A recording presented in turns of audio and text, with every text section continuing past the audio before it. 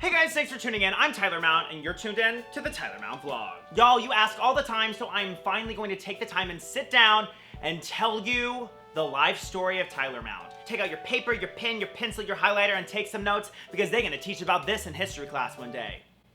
You think I'm kidding. So I was born in the 1980s. I love the 80s. It's my favorite decade. I lived there for a total of 24 days.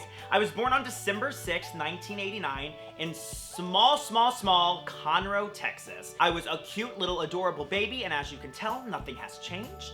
I lived in a small town named Montgomery my entire life, 300 people, one stoplight. You think I'm kidding. My mom was a stay-at-home mom. My dad has always worked in like the finance industry. And I was a professional talker and troublemaker for as long as I can remember. Clearly nothing has changed. I have loved theater for as long as I can actually physically remember. The first play I ever did was King Midas in kindergarten, and I was King Midas because I am a star. Have you ever thought anything else? That production was nominated for the Tony. We won.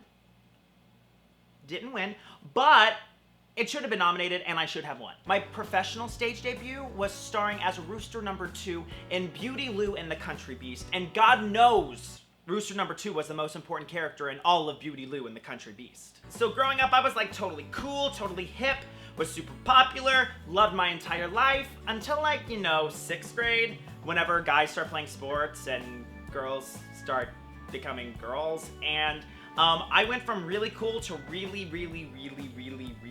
dorky really quick. If you have any doubt, this photo should be proof enough.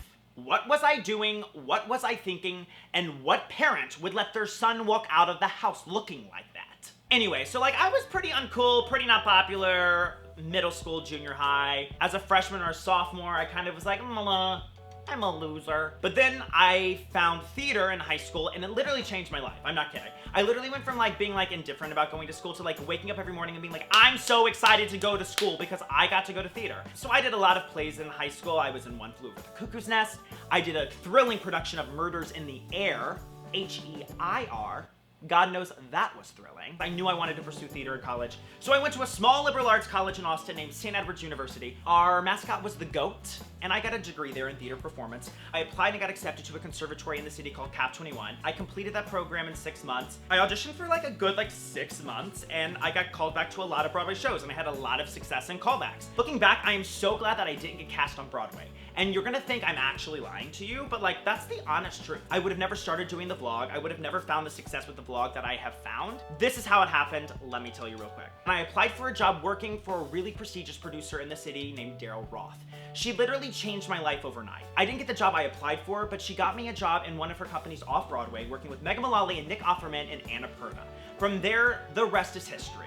I worked continuously on and off Broadway for about a year and a half, and my last Broadway show was On Your Feet. Literally right when I finished On Your Feet, I didn't have a job immediately, and so I was like, oh, what am I gonna do? And I started doing this vlog. Moral of the story is if you need something done, ask Gloria Estefan to do it, and it'll get done just like that. She came on the vlog, and overnight my life changed. I've literally been able to make a living kikiing and drinking margaritas with some of Broadway's most famous performers, and all because I had that big break with Gloria. Girl, I love you. And then we get to today where I've done over 100 episodes.